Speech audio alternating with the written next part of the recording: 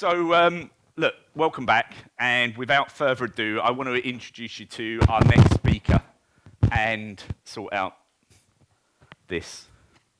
Our next speaker is someone that has a bit of a vested interest, shall we say, in sales technology, right? Because he's the regional vice president at Salesforce.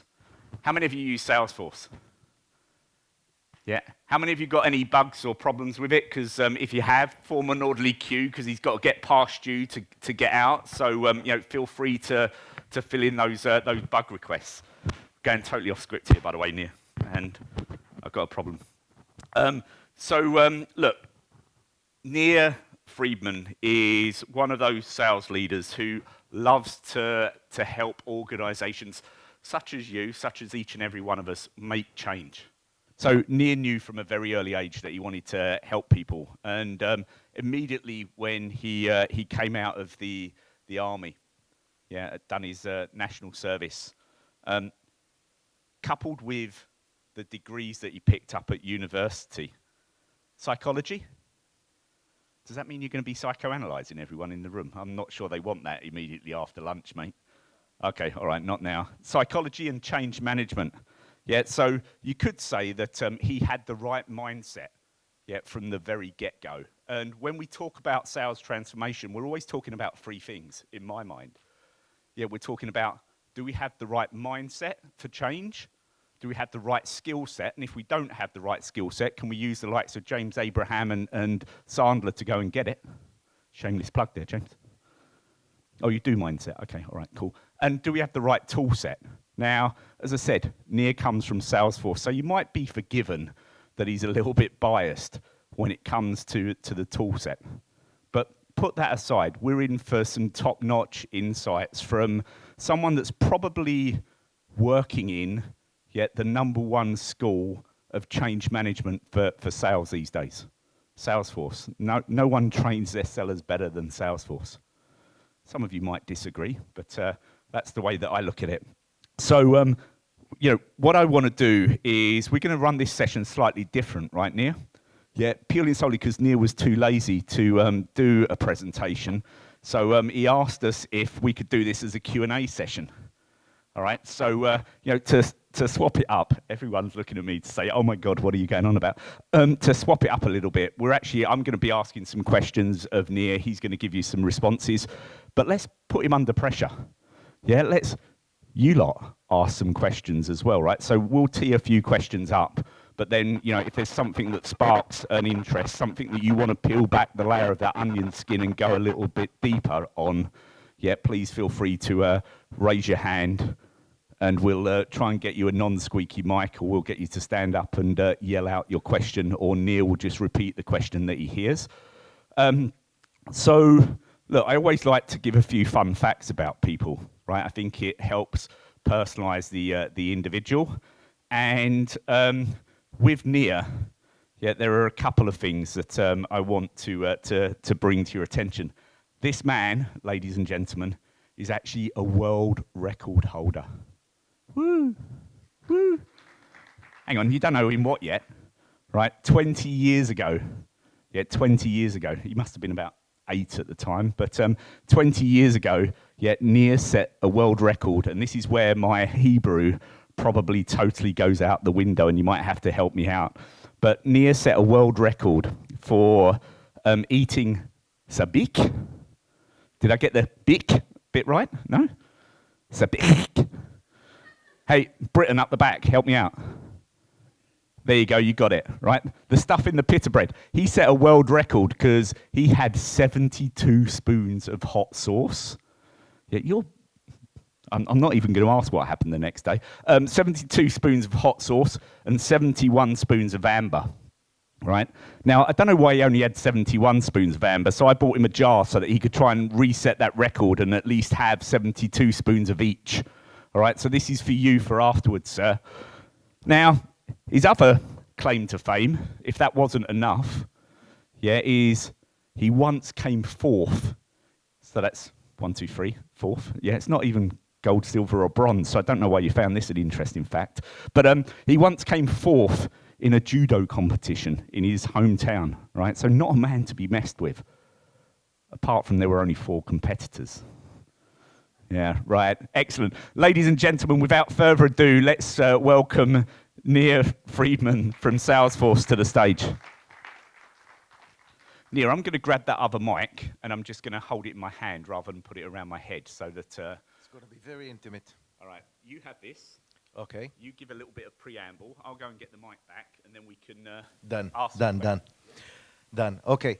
So when they asked me to stand here with you, I thought about what would I be able to share with you and about preparing some kind of presentation or whatever. But honestly, I think that this with the intimate cloud, maybe it would be better.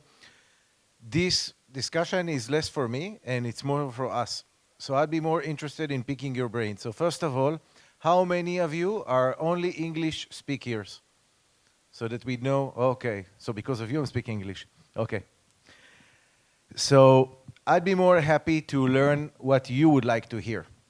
So if you don't mind shouting, and I'm more than happy to have this discussion with you as a start. Yalla, shoot. Sorry? What do you mean?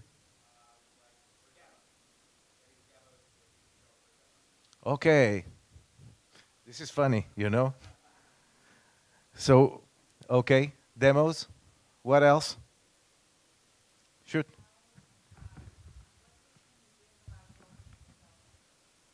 What tips can you give about shortening the sales cycle? I've got you covered, Nir. I'll relay it for you. Excellent. Yeah, we can do that later on. Yeah, shoot.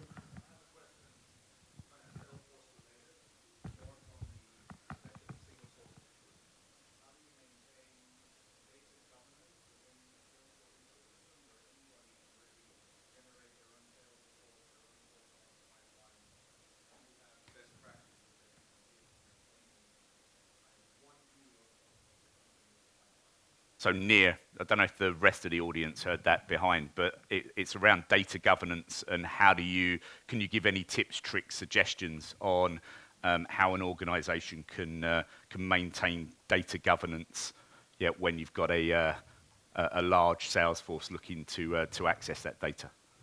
Okay. I'm going to start where I feel comfortable, and then... Actually, Nir, no, forget that. I've got a question for you. Yeah, shoot. Yeah? After all, it's my show, right?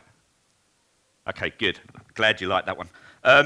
What's the most critical soft skill that a sales professional should have in the market today? So what's the number one skill from a soft skill perspective that you think a salesperson should be looking to attain?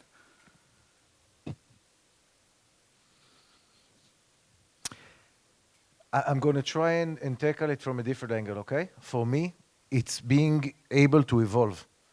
Because sales are constantly changing. And for me, when I look at my go-to-market every year, I try to understand where should we go next? What are we done good? What can we do better? And where does things change?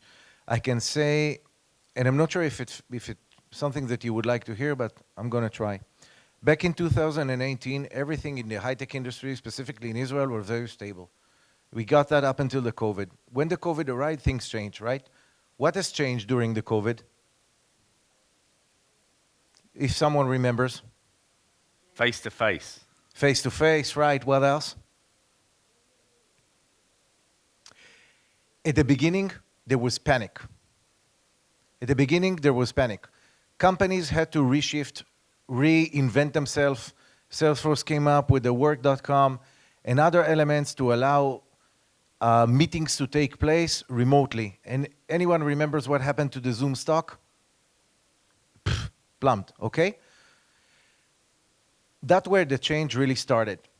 And then about half a year later, I don't know if you remember correctly the data, but the Israeli high-tech companies got in 2020, $11 billion.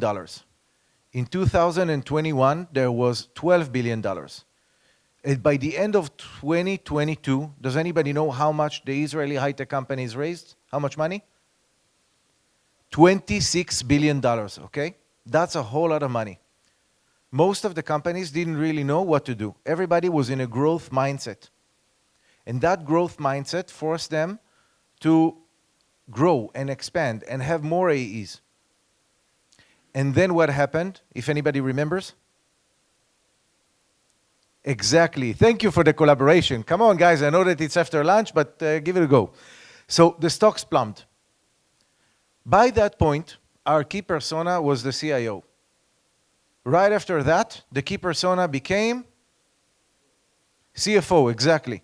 So we needed to change the way we think, we needed to change the way we act, we needed to change and learn the language of the CFO. And that is an entire different language.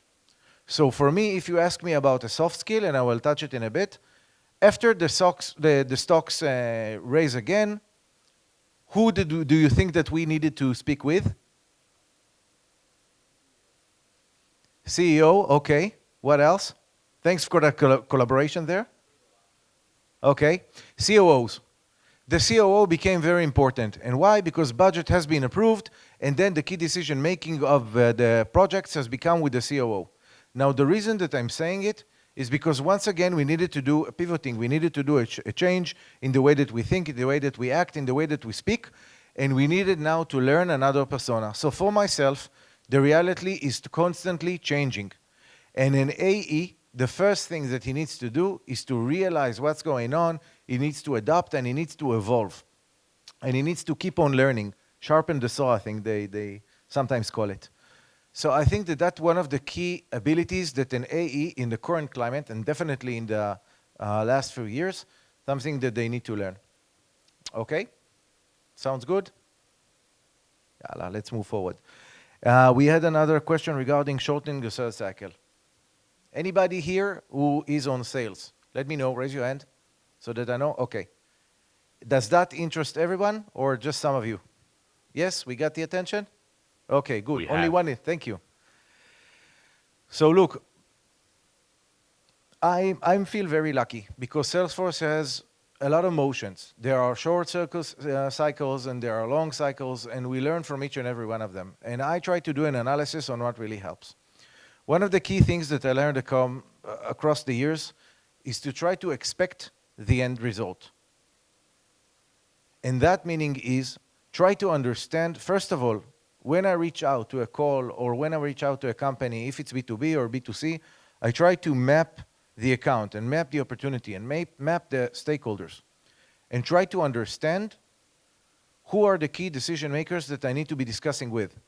And for that, you don't need me. You have Sandler here to teach you everything that can be possible in terms of qualification and try to understand, is it the right persona that I'm chasing after? Is it the right opportunity? Is there a fit? Is there a match between my technology offering and the customer needs? And obviously about the pain, because if there is no pain, there is no opportunity, right? So one of the key elements that I found in terms of shortening the sales cycle, and sometimes not even stepping into something that doesn't even fit, is asking the right questions. And also another tip, mutual closing plan. When you share with the customer and you ask him the right questions, you will get the right answers. And the right answers would be, sometimes they call it BANTA, you know, budget, need, authority, time, approval, etc. But you will also learn about the biggest pain and the cost of doing nothing. So from my point of view, sometimes the cost of doing nothing is even higher than ROI or anything else. Right now we are speaking about cost to serve because everybody speaks about the AI, right? And the AI is mainly focused right now in marketing and now in service. It's less around sales. You see tools that are supporting, but nobody is discussing about replacing the sales reps with AI. And why is that? Sorry? Okay. What else? Why, in my opinion, the AI will not be replaced, the AI will not replace the AE so quickly, the sales persona? The In my emotional opinion, aspect of the sales process we've got up here, Nir. so from my point of view, the reason of that is because people are still unpredictable. And you need someone to mitigate it. And that is our role as AEs, to try to understand who are we speaking with. You don't agree? Shoot.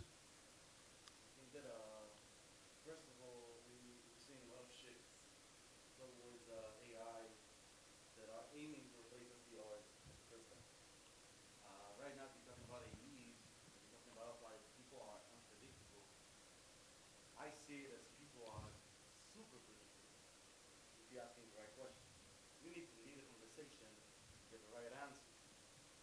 If you have the right set of skills to ask the right questions, you can lead the conversation. Nir, can This, you summarize that for the people at the back of the room? so the response here is, if I understand you correctly, is that people are predictable if you know to ask the right questions. And that may be true. And maybe from my experience, and again, I'm working with a lot of B2B companies. When they try to do the bottom-up method of, starting low and then, they understand that the real money is in the enterprise. That's why they also use Salesforce, because they want us to teach them how to handle enterprise. And with enterprise, there is by far much more complexity and politics than a bot or AI can solve. So that would be my take on it. And that's where AE is needed, to try to understand the organizational complexity and how to navigate it. So AI, maybe he can, right now, I'm not talking about maybe 5 or 10 years, but currently he knows how to answer questions. Salesforce recently came out with Agentforce, which is something that can potentially replace BDRs, but we're not there yet. So that's my take on it. And I think that that's also a matter of sustainability for you, to try to understand and to read to people and try to understand the complexity in the process itself. Otherwise, we would not be here tomorrow. So maybe you're right in a few years' time, but at the moment, that's my point of view. Other questions that there were key to be addressed that I missed? Nir, I've got one for you. Sure. Right? Selling's a team sport, and an important part of that team's marketing, right? But often we hear of misalignment or no alignment between sales and marketing. What do you see as the biggest challenges, right, to overcome in getting alignment, and what thoughts can you offer up and suggestions can you offer up in order to bring those two key parts of the revenue function together? I think that you're touching an important question, and I believe that that was also asked regarding the single source of truth.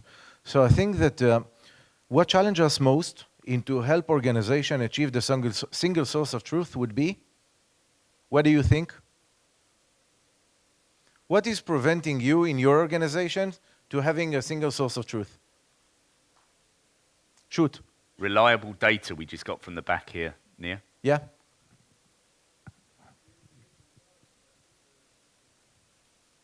Okay. What else?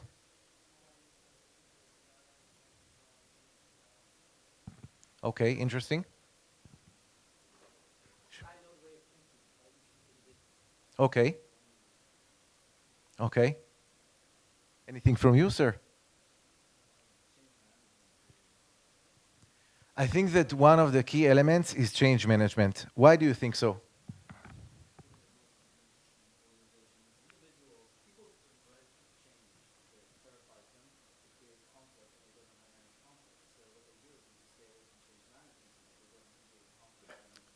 Wow, that's a full response. I didn't expect that. But I will elaborate on that, and I will say my point of view, okay? I've seen far too many companies, as they scale up, they bring the best talents that they can. So they bring the best drummer, and they bring the best singer, and they bring the best guitar, and they bring the best, keyboard, okay? But they don't know how to sing together. Every one of them bring his own tool. And as the company grows, those tools do not connect into a single tune. And that's where you find it very hard to have a single source of truth. So how do we tackle it? We learned that every year there is something that is changing in the market. For example, this year, the key element of high-tech companies is about forecasting.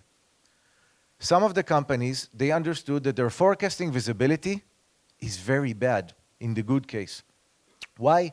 Because the sales reps do not find any value within the CRM system, so they just upload their opportunities in the last minute to get their commission. That does not allow the right visibility for the leaders and for the CFOs and for the investors, etc. And it hurts the company because they misses their projections by far. And so I think that when you get to that outcome, which drives, revenue drives company, that can be a business sponsor to help enforce the connection between marketing and sales and service and everyone. You need to find the right executive to help to support that. Otherwise, everybody is bringing, everybody is bringing in his own tool and using his own tool, and the tune sounds way out of tune. Okay? So find the business stakeholders that you think in your organization or as you sell, who is the key decision maker that is able to drive that change management process? Because that's by far one of the most important parts. Nir, let's jazz it up a little bit, right? You've got a number of SDRs, of account executives, sales managers, sales leaders in the room, right? So a nice little mixed cohort, yeah. But you're working with sales organisations day in, day out, some large, some small, helping them, get the most out of the investment that is Salesforce, right? How can sales leaders motivate and retain top talent in this competitive market? A good question. Who wrote that for you? I'm kidding. I was looking for an engagement from the audience. So, do you know what is the lifespan of an AE, a sales persona, specifically in Israel, in our region, in our territory? 3 years? 2 years up the back here. 13 Again, months. come on, you know the answers. 18 months. So look, it's around 18 months, okay? What is a sales cycle? What is the average sales cycle in Israel for the B2B companies? I'm not speaking about fast transactions. 2 quarters?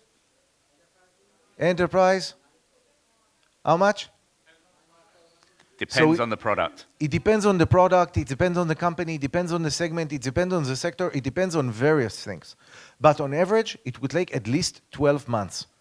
Okay? Why? Because there are a lot of things that need to go through, and we're talking about B2B, we're not talking about B2C. So by that time, imagine how many opportunities does an AE really get a chance to manage.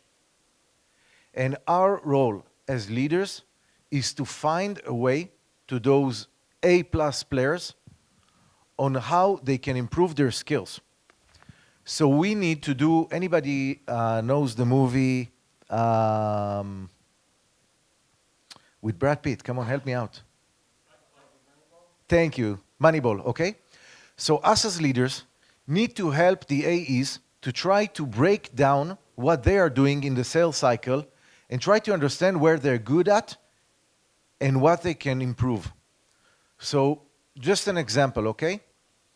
If I'm looking as a sales leader at an opportunity and I see that one AE delivers on time, that's good, right? But if I see that all of his opportunities that he has done are just add-ons, he didn't sold anything new. So that's for me as a leader to step in and not only to say, hey, you're good, you're doing good things, is to try to improve him on how he can make more money, for example. Or if I see another account executive and I see that he's always putting like the end of the month for the opportunity and he's commit on it. But then the end of the month arrives and guess what? The opportunity being pushed. Exactly. And then another month, and then another month. So, exactly.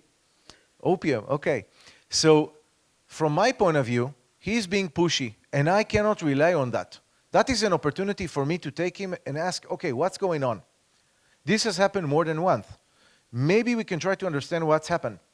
So from my point of view, is maybe teaching him on how to do a mutual close plan.